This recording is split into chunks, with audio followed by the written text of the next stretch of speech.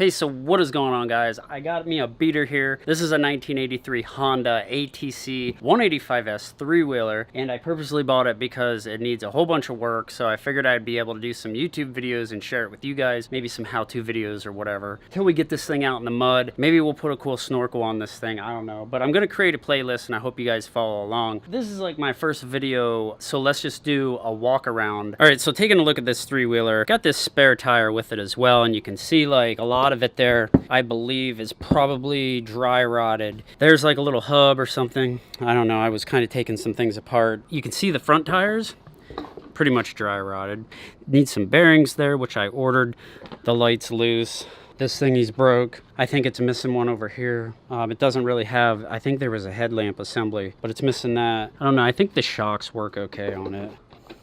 Needs new back brakes. It's gonna need an oil change. Looks like something melted here on the plastic. The castle nuts that go in here, I think some of those are missing. So here's a piece over here that I left out purposely in the rain just to see if it'd kind of clean up a little bit. So here's a look at the back.